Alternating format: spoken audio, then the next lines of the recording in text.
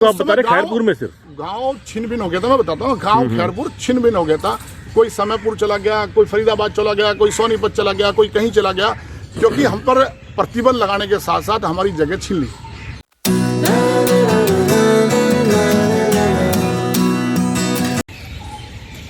नमस्कार दोस्तों, सत श्री अकाल, जय हिंद, जय भारत। और आज मैं जैसे हमेशा बोलता हूँ कि मैं लोधी गार्डन में एक हमारा दिनचर्या रहता है। तो उस दिनचर्या में क्या होता है कि सुबह जैसे वॉक करना होता है। पर हाँ, एक मोस्ट अवेटेड हमारा जो कह सकता हूँ कि एक इंटरव्यू लेना चाहता था मैं चौधरी नंदे भाई जी का, तो वो उनको आज मैंने पकड़ लिया है। मैं कहीं से आ रहा था तो उनको मैंने फ़ोन करा तो उन्होंने कहा मैं यहीं पर ही हूँ। तो मैंने ठीक है, आज सही मौका है, इनको पकड़ लीजिए, नहीं तो फिर खैरपुर का इतिहास खैरपुर में रह जाएगा, पब्लिकली होगा नहीं। तो बेसिकली अभी मैं जो खड़ा हूँ ना, इसको खैरपुर ही बोला जाता था पहले, लोधी गार्डन को। अब इसके बारे में भैया से बात करेंगे, नंदा भैया से। अभी लेता हूँ उनको इस कैमरे पर। धन्यवाद। नंदा भैया नमस्कार, वेलकम टू माय चैनल। और आपको मैंने पकड़ लिया, बहुत बहुत मेरा धन्यवाद करना चाहिए मुझे क्योंकि मिल नहीं रहे थे, काफ़ी बिजी रहते हैं। क्योंकि अभी जब हमने लास्ट स्थापना दिवस बनाया था कोटला में और सुधीर जी के साथ, तो उसमें हमने वादा करा था कि आपका जरूर इंटरव्यू लेंगे। तो धन्यवाद। और मैं आपको फ्रंट कैमरे से लूँगा, बाकी सारी बातें फ्रंट कैमरे पे करते हैं। नंदे भैया पहले तो ये बता दीजिए कि हम कहाँ खड़े हैं इस समय। वाह वाह, पहले तो मैं आपको धन्यवाद करूंगा। आप जो इतनी मेहनत कर रहे हो, अभी मैंने पीछे महाकाल में भी आपकी वीडियो देखी है, वहाँ भी आपने जो है ना बहुत अच्छा एक तरह से आपने आपको वीडियो में डाल के दिखाया पब्लिक को, बहुत अच्छा लगा। हमारे दर्शन वहीं से करा दिए। दूसरा, इस समय लोधी गार्डन में खड़े हैं जो 1947 से पहले गांव खैरपुर था। 1911 में राजधानी मरने का जब निर्माण हुआ, 1922 में हम लोगों को यहाँ से हटाया गया। उसकी पूरी भूमिका मैं आपको बताने वाला हूँ। और खाली ये बता देने से, ये हिस्टोरिकल गांव है, ऐतिहासिक गांव है। और इस गांव का अगर कोई पीएचडी करे युवक, अगर सर्च कर देखे तो बहुत स्वर्णकालीन इतिहास रहा है। गांव खैरपुर का अकेला नाम लूँगा तो खाली बात अधूरी रह जाएगी। हमारे यहाँ आसपास खैरपुर, अलीगंज, जूड़बाग, पिलिंजी, गढ़ी, जाप्तेगंज, इस प्रकार के गांव यहाँ पर इस नई दिल्ली क्षेत्र में बसे हुए थे। और बात 1857 से शुरू होती है। 1857 के विद्रोह, या विद्रोह नहीं, क्रांति, 1857 की क्रांति के बाद इन गांवों की दुर्दशा शुरू हुई। यहाँ के लोगों ने, तो आप बता रहे खैरपुर में सिर्फ गांव छिन-भिन हो गया था। मैं बताता हूँ, गांव खैरपुर छिन-भिन हो गया था। कोई समयपुर चला गया, कोई फरीदाबाद चला गया, कोई सोनीपत चला गया, कोई कहीं चला गया, क्योंकि हम पर प्रतिबंध लगाने के साथ साथ हमारी जगह छीन ली। जहाँ पर हमको जगह दी गई थी वो बीहड़ जंगल था। भोगल आज आपको भरा भरा दिखता है, लेकिन उस समय बिल्कुल खाली सुनसान जंगल था, कोई आबादी नहीं थी। तो हमारे लोग जहाँ रिश्तेदारों के आसपास जहाँ वहाँ जाके चले गए। हम कोटला चले गए, कोई कहीं चला गया, कोई कहीं चला गया, इस तरह से वहाँ पे बसावट हुई। मतलब छोटे छोटे वो जैसे कस्बा टाइप हो गए, वो उन्होंने बना दिया। देखो ना, किसी की जगह छीन ले और पूरी आबादी को। अच्छा, हमारे गांव में खाली गुजर ही नहीं थे, हमारे गांव में वाल्मीकि भी थे, बनिए भी थे, हमारे मुस्लिम भी थे, और भी जातियां थी। वो जातियां भोगल चली गई। आज कभी भोगल जाओगे ना, किसी दुकानदार से पूछोगे भी आपके दादा कहाँ से थे, वो बोलेगा जी खैरपुर से, कोई कहेगा अलीगंज से, कोई कहीं से। वो लोग हमारे जो साथ लोग रहते थे, क्योंकि उन पर प्रतिबंध नहीं लगाया गया था, प्रतिबंध हम पे लगाया गया था, दहशत हमको बैठाई गई थी। जी जी, ये तो आपने बताया खैरपुर के बारे में सर। जैसे आपने पांच गांव हमारे कोटला में अभी कोटला गांव, खैरपुर गांव, जूड़बाग गांव, अलीगंज गांव और पिलिंजी गांव। जब राजधानी दिल्ली में निर्मित हुई, अंग्रेजों ने, क्योंकि जो 1857 का विद्रोह था, मैं बार बार 1857 का इसलिए कहता हूँ कि बेस वही है। विद्रोह जब हुआ तो गाँवों का विद्रोह था, जातियों का विद्रोह था। तो उन्होंने तय किया कि हम जहाँ पर रहेंगे वहाँ पर कोई गाँव नहीं होना चाहिए। पिलिंजी गाँव को भी वहाँ से, क्योंकि और एकदम से नहीं उजाड़ा गया, धीरे धीरे सभी गाँवों को उजाड़ा गया।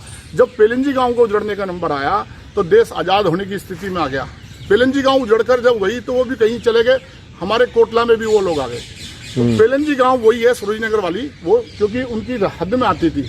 एडविन लुटियन ने जो क्षेत्र तय किया हुआ था, जिसको आज एनडीएमसी क्षेत्र कहते हैं, लुटियन जोन भी कहते हैं, वो उजड़कर यहाँ गया था। लेकिन जैसे ही देश आजाद हुआ, बड़ी पंचायत हुई, वापस वो लोग वहां पर चले गए। बाकी वहां की सच्चाई वहीं के लोग बता पाएंगे। वहां उस गांव में भी बहुत महापुरुष रहे हैं। रणजीत सिंह बैसोया, जिन्होंने 1857 के में बढ़ चढ़कर भाग लिया था, ऐसे महापुरुष हर गांव में रहे हैं। पेलनजी गांव वही है सूरजनगर वाली, वो क्योंकि उनकी हद में आती थी। एडविन लुटियन ने जो क्षेत्र तय किया हुआ था, जिसको आज एनडीएमसी क्षेत्र कहते हैं, लुटियन जोन भी कहते हैं, वो उजड़कर यहाँ गया था। लेकिन जैसे ही देश आजाद हुआ, बड़ी पंचायत हुई, वापस वो लोग वहां पर चले गए। बाकी वहां की सच्चाई वहीं के लोग बता पाएंगे। वहां उस गांव में भी बहुत महापुरुष रहे हैं। रणजीत सिंह बैसोया, जिन्होंने 1857 के में बढ़ चढ़कर भाग लिया था, ऐसे महापुरुष हर गांव में रहे हैं। सर, जैसे अभी लास्ट मैंने इंटरव्यू लिया था सुधीर जी का, सुधीर बैसला जी का, उनको भी काफ़ी अच्छी नॉलेज है। पर आपका ही जो नॉलेज मुझे ऐसा दिख रहा है कि आप सारे कुछ देखते हुए आए हुए हैं। नहीं सर, एक्चुअली क्योंकि आपने, मुझे लगता है, इसकी रिसर्च करा है। जी, रिसर्च करा, तो मुझे आपकी बातों से लग रहा है कि आपने काफ़ी इसके अंदर डूबे हुए। मतलब मैं बताता हूँ, क्योंकि देखो, देश आज़ाद होने के बाद दिल्ली में तो सब लोग बाहर से आए हैं। जी जी जी। और बाहर से आए हैं, हम लोग यूनिटी में रहते थे। हमारे को लड़ने का, इलेक्शन नहीं लड़ने का अधिकार था, पढ़ने का अधिकार नहीं था, कुछ नहीं था। अब जिसकी आबादी ज्यादा, लोकतंत्र में क्या है, जिसकी आबादी ज्यादा है ना, चुनने का अधिकार भी उसी को है।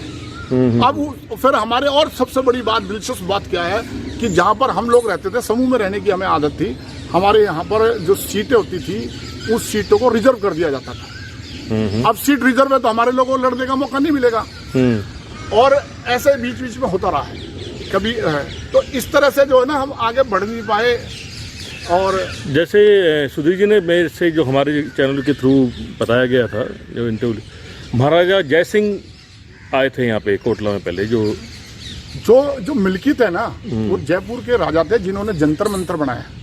अच्छा। जय सिंह, क्योंकि देखो, कोई भी उसकी जो राजा जो होता है, उसी के साथ उसकी प्रजा होती है। हमारे जो लोगों का जो काम था, वो बड़ी तादाद में राजा के सैनिक होते थे, लड़ाके होते थे। और जो सेनापति होते थे, वो होते थे, उसके साथ ही हम जो लड़ते रहते थे। और राजा की कोई जाति नहीं होती है। राजा किसी भी उसका होता है, जो उस समय भारत जो है ना, राज्यों का देश था, कोई देश नहीं था। अलग अलग रजवाड़े थे, और उन रजवाड़ों में अलग अलग राजा होते थे। उन राजाओं की साथ जो सेना होती थी, उनके साथ जो वर्कर होते थे, बड़ी तादाद में हमारे लोग ही होते थे। सर, एक चीज़ और भी, अभी जैसे मैं इंदौर गया था, जो अखिल भारतीय गुर्जर महासभा हुई थी, अधिवेशन चल रहा था वहीं, तो सुधीर जी मैं गए थे वहाँ पे, और उसमें एक चीज़ बड़ा अच्छी लगी। अलका गुर्जर जी ने, श्रीमती अलका गुर्जर जी ने बताया कि आपके समाज की, मतलब इस जाति के आगे वीर गुर्जर जरूर लग गया। इसके बारे में थोड़ा सा मुझे बताइए सर। जो वीर जो लगा है ना, कि वीरता के ऊपर ही वीर लगाया गया है। देखो, हमारे ना ऐसे अलग अलग स्टेट में अलग अलग, जिसका इंटरेस्ट होता है वो ढूंढ कर ला रहे हैं। अब इतिहास को खंगाला जा रहा है, और जब इतिहास खंगल के आ रहा है ना, तो कुछ और निकल कर आ रहा है। अब 100 साल तक जिन लोगों को इस चीज की आदत पड़ चुकी थी, वो कैसे एक्सेप्ट कर लें? कैसे एक्सेप्ट कर? सही बात। वो धीरे धीरे दिक्कत आती है। हमारे लोग बाई नेचर वीर होते हैं, और वीरता का जो है ना, हम एक उर्दंगी नहीं होते हैं। इन्होंने क्या हमको कहा, इन्होंने क्या प्रचारित किया अंग्रेजों ने हमको, कि ये लोग जो है ना मार्शल कौम है। हम धर्म रक्षक थे, देश रक्षक थे। हम जिसके साथ रहते, जैसे बड़ी तादाद में जो ऐसे लोग होते थे ना, उन पर लगाया क्रिमिनल एक्ट। अब त्यागियों पर, मीणाओं पर ये क्रिमिनल एक्ट लगा, क्योंकि वो जहाँ जिसके लिए थे वफादार थे। तो जो वफादार थे, जो अपने राजा के लिए, अपनी प्रजा के लिए, अपने देश के लिए, धर्म के लिए जो मरते थे, वो गुर्जर कहलाते थे, वीर कहलाते थे। उनको बलद की जगह लगाया, जो तो तुम हमारे देश में आए हो, हम पर राज कर रहे हो। आंदोलन में उनको, अच्छा, अंग्रेजों को पीट कौन सकता था? उनको घुस घुस के पीटा। आप किससे सुनते होंगे भी, वहां पे जाकर हमारा जब 100 साल तक हम पे प्रतिबंध लगा दिया, हमारी सारी व्यवस्थाएं छीन बीन कर दी। 1947 में कोई हमारे, अक्सर आपने देखा होगा, हम 1857 की बात बहुत करते हैं हमारे लोग। जी जी जी। उसके बाद की बात नहीं करते। क्यों नहीं करते? कोई नहीं सोचता, क्योंकि क्रिमिनल एक्ट लग चुका था। सारे हथकंडे अपनाकर हमको कमजोर कर दिया गया था। तो भाई साहब, आज हमारे लोग पढ़ रहे हैं, लिख रहे हैं, लोगों को अचंभा होता है, पढ़ रहे हैं, डॉक्टर है, अरे गुर्जर है, अरे ये वो एक जिनमन में वो जो 70 साल का सांसद में बैठे, सांसद है, सांसद है भाई साहब। अभी तुम और देखो, जब क्रिमिनल एक्ट लगा था ना, बहुत सारे लोगों ने अपने नाम बदल लिए, बहुत सारे लोगों ने जातियां बदल ली। हमारे लोगों ने क्यों? क्योंकि तरक्की के रास्ते बंद तरक्की है। के रास्ते बंद थे। हमारे लोगों को फिर भी हम स्वाभिमानी लोग थे, पहाड़ों पे चले गए, कंदराओं में चले गए, दूध के ऊपर निर्भर रह गए, लेकिन झुके नहीं। जैसे हम मुगलों के आगे नहीं झुके, ऐसे अंग्रेजों के आगे भी नहीं झुके। आज ऑटोमेटिक हमें तरक्की के मौके मिल रहे हैं और मोदी जैसा नेतृत्व है। मैं तो मांग करता हूँ भाई साहब आपके माध्यम से, जरा एक बार इस जाति को देश की रक्षा से जोड़कर देखो, इसके नाम से रेजिमेंट बनाकर देखो, आपको चमत्कार मिलेगा। आज हर वीआईपी के बॉडीगार्ड जो है ना गुजर मिलेगा भाई साहब आपको। जी जी जी जी जी। अरे ऐसा ही नहीं है, उद्योग क्षेत्र में, पढ़ाई के क्षेत्र में, आप खेती बाड़ी में भी आप देखो ना, क्योंकि जब तरक्की के मौके ही नहीं होंगे तो करेगा क्या भाई साहब? हम क्या, हमारे पास किसी ने इतिहास लिखा? और सच्चाई है, आप जैसे लोगों के माध्यम से मैं सबसे कहना चाहता हूँ, हम खुद अपना इतिहास नहीं लिखेंगे तो कोई हमारा इतिहास लिखने वाला नहीं है। बिल्कुल बिल्कुल, वो दब कोई जाएगा।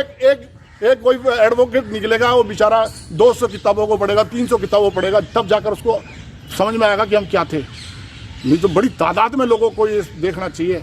वैसे हमारे लोगों को कमी सब में होती है, हर जाति में होती है, हो सकता है हमारे लोगों में भी होंगे, लेकिन जल्दी से हम कमियों को सुधार भी लेते हैं।